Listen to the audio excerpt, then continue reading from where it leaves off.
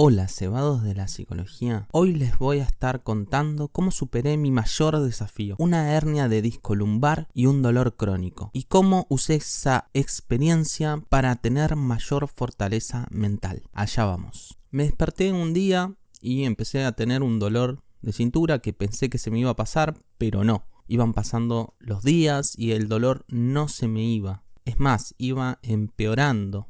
Así fue durante aproximadamente 4 años o más. Cuando hablamos de dolor crónico, hablamos de un dolor que persiste meses o incluso años, que ya no tiene que ver solamente con la lesión. La causa del problema es multifactorial, influye en cuestiones tanto psicológicas, emocionales, sociales, etc. El sistema nervioso tiene la capacidad de aprender. En este sentido, aprende a sentir dolor. Tal vez no hay ningún daño en los tejidos, pero el sistema nervioso sigue interpretando ciertos estímulos, ciertas señales como dolorosas cuando en verdad no lo son. Esto nos lleva a una metáfora, ¿no? ¿Cuántas veces hay una situación en la vida que no es dolorosa y sin embargo la interpretamos como dolorosa o como una situación que es problemática o dolorosa, nosotros le agregamos más dolor del necesario? Eso me había pasado a mí, yo estaba interpretando incluso el mundo y un montón de cuestiones como dolorosas. El problema es que empezás a entrar en un ciclo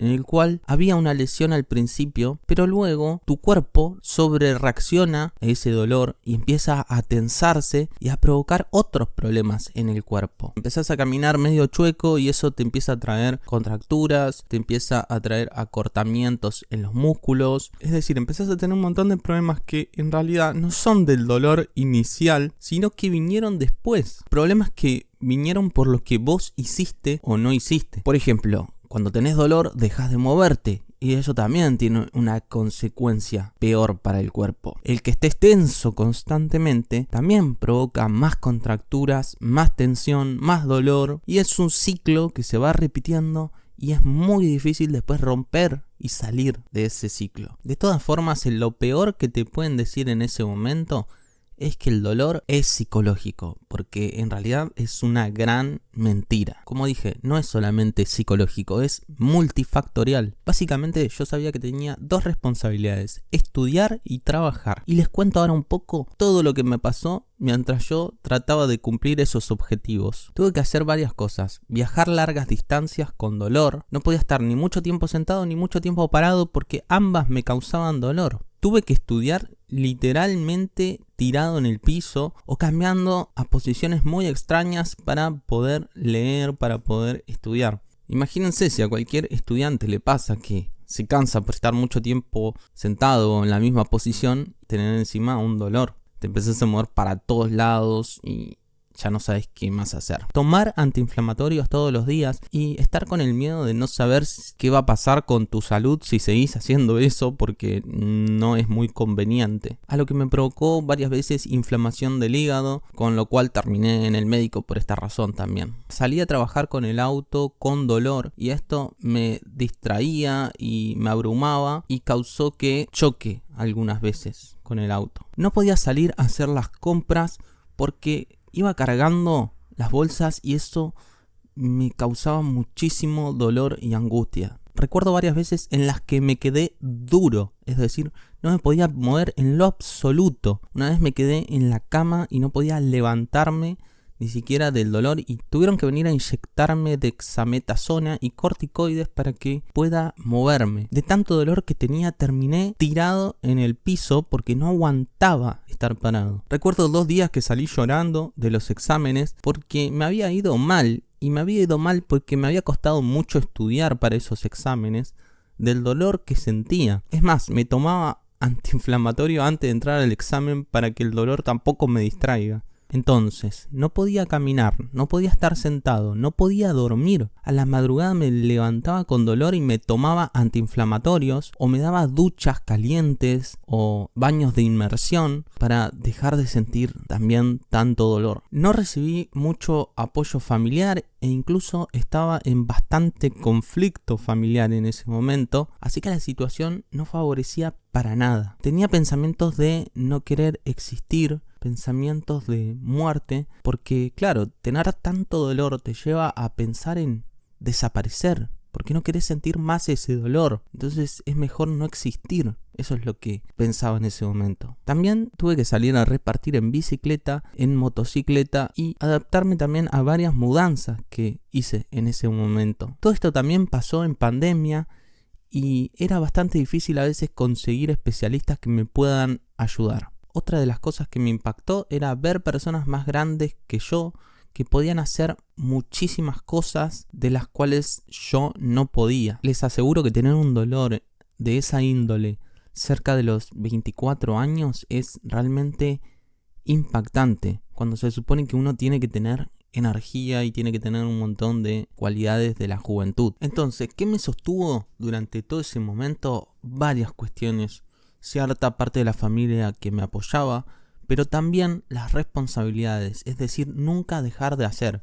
Nunca dejé de estudiar y nunca dejé de trabajar. Si bien era una carga para mí estudiar y trabajar, si no lo hubiera hecho, hubiera estado millones de veces peor. O tal vez no estaría contando esto, porque era el camino seguro a la depresión. Creo que a veces no nos damos cuenta lo bien que nos hace a la mente el tener responsabilidades, el trabajar, el estudiar. Ocupa nuestra mente, nos hace sentir útiles y que tenemos un propósito. Si estás encerrado en tu casa y no haces nada, es prácticamente el camino seguro a la depresión. El hacer a pesar de es muy importante. Si nos dejamos llevar solamente por nuestros pensamientos y nuestras emociones y dejamos de hacer cosas en el mundo, estamos ante un grave problema. Esto a mí me llevó a entender, decir, tengo dolor, pero igual así lo voy a hacer con dolor. No voy a dejar que el dolor se apodere también de mis actividades. Si querés, apoderate de mi cuerpo, apoderate de varias cosas, pero no te vas a apoderar de lo que yo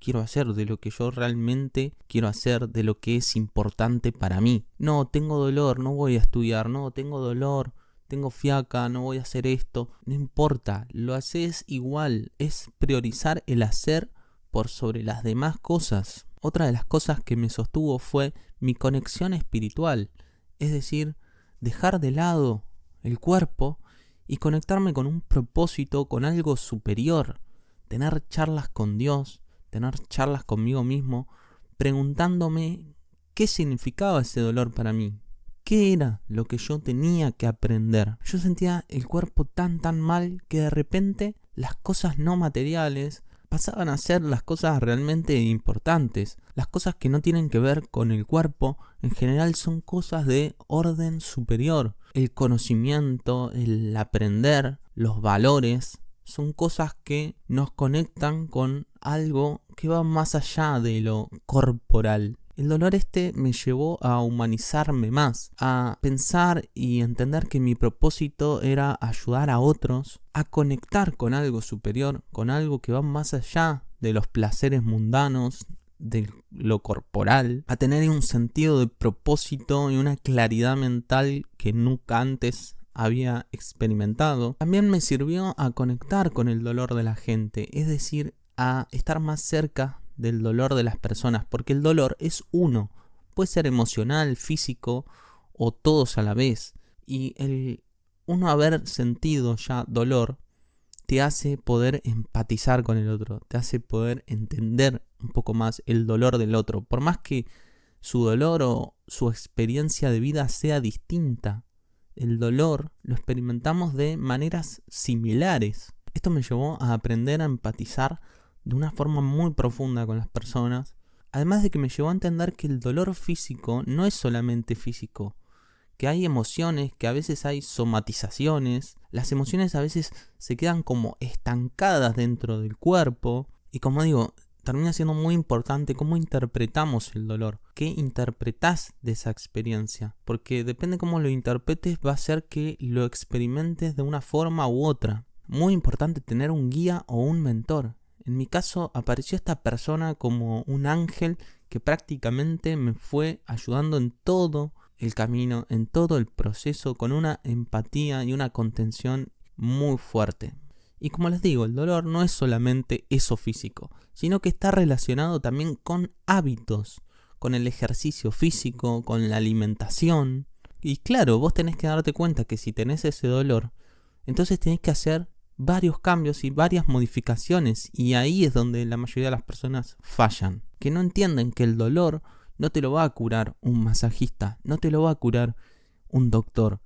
El dolor puede desaparecer con buenos hábitos. Muchos de los tratamientos que yo hice me aliviaban el dolor momentáneamente y después volvía. Los hábitos son realmente lo que va a hacer que cambie rotundamente esa percepción del dolor. En mi caso, lo que hizo romper con ese ciclo fue hacer natación. El agua me relajaba, también favorecía a mis músculos, me desestresaba, me hacía estar mejor de ánimo y un sinfín de cosas. En conexión con mi cuerpo me iba dando cuenta que había ciertos alimentos que me inflamaban, que me hacían sentir pesado, me hacían sentir más dolor. A veces hay que hacer lo contrario a lo que nos dice el dolor, a lo que nos dicen nuestras emociones o lo que nos dicen nuestros pensamientos. No tengo ganas de levantarme a ir a trabajar, no tengo ganas de hacer esto. Y sin embargo, uno tiene que hacer lo contrario. No, el cuerpo me dice que no me tengo que mover. Sí, una vez que ya el dolor disminuyó un poco, también tenés que empezar a moverte. Estás empeorando la situación. Si el dolor te dice no te muevas, y vos no te mueves, terminás más duro todavía, terminás más inmovilizado, porque es una cuestión muy compleja. Uno empieza a tenerle miedo al dolor, entonces empezás a dejar de hacer ciertos movimientos porque pensás que eso te va a causar dolor. Entonces ahí es cuando interviene esta parte más psicológica.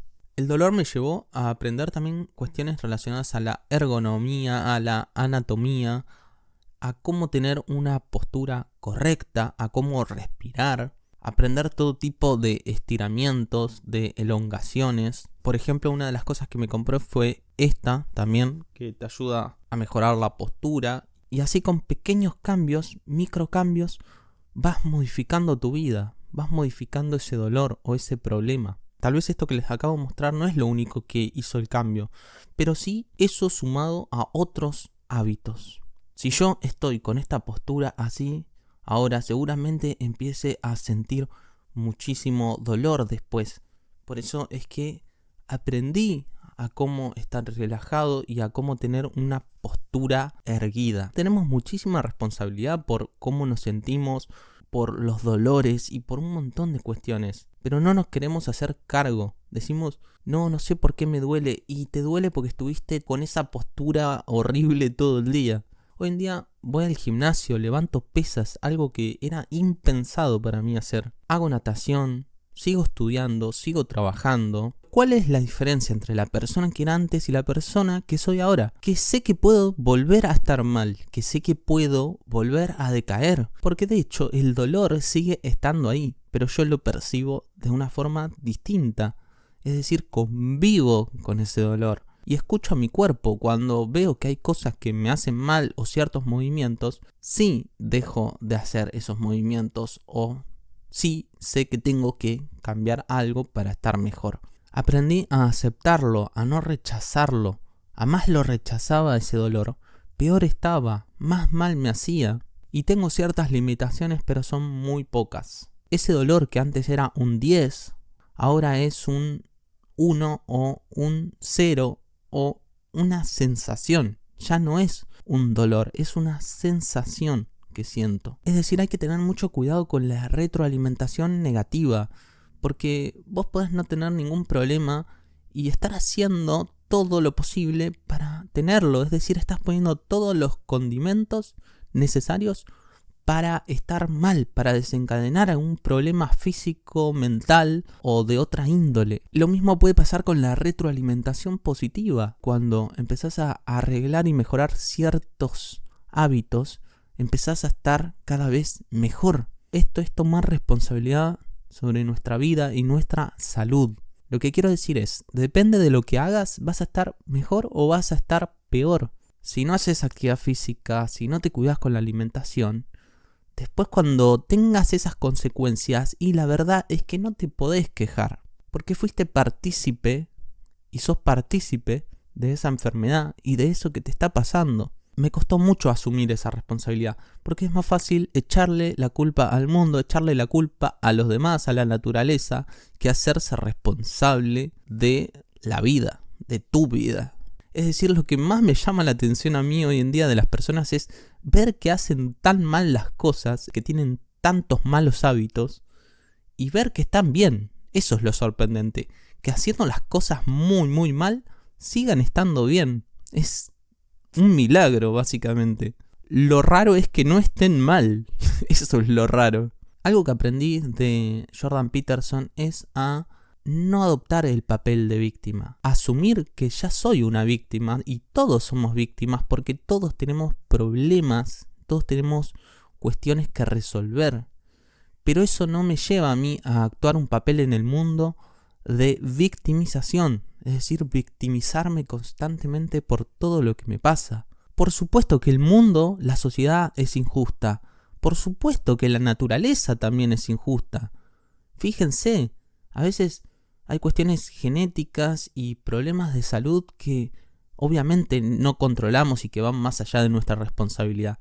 El tema es qué hacemos con eso. ¿Qué hacemos una vez que tenemos ese problema? Victimizarse te puede llevar a tener ira, sentimientos de venganza, resentimiento, y eso va a empeorar más tu problema. Si adoptas el papel de victimización constante, eso te va a llevar a la pasividad y a la inacción, porque vas a creer que no podés hacer nada para cambiar las cosas, como a una indefensión aprendida, es decir, vas a pensar que hagas lo que hagas, no va a modificar nada del mundo, y eso también es un sesgo, es una mentira, porque sí hay cosas que podés hacer, siempre hay algo que podés hacer para modificar un poco tu realidad o el mundo que te rodea. No estás encerrado en 4 paredes, secuestrado y sin poder hacer nada. No, siempre tenemos un margen de acción. Podemos hacer más cosas de las que pensamos. La indefensión aprendida incluso pasa en algunos animales. Incluso cuando hay alguna posibilidad de cambiar la realidad, de cambiar su situación, su condición, la persona o el animal deja de intentarlo. ¿Por qué? Porque aprendió a que por más que intente hacer algo, no podía modificarlo. Entonces deja de intentarlo. Pero tal vez el momento, la situación es otra. Y ahora sí podés encontrar esa solución que antes no podías. Tal vez en ese momento no podías, no encontrabas esa solución. Pero ahora sí podés encontrarla. Así como aprendemos a sentir dolor, también aprendemos a dejar de intentarlo. ¿Escucharon bien? Aprendemos a dejar de intentarlo. Y ese es un gran error para mí. Porque siempre hay que seguir intentando. Siempre hay que seguir haciendo. Porque la situación y el tiempo no es el mismo. Tal vez cuando eras niño o eras adolescente había cuestiones que no podías cambiar. Estabas bastante limitado, pero como adulto ya tenés que soltar eso, tenés que darte cuenta de que ahora sí estás en otro tiempo y en otro lugar y ahora sí podés hacer cosas para modificar un poco tu realidad. Pero claro, hay que saber esperar y hay que pensar a largo plazo, y esto ya se estudió incluso en niños.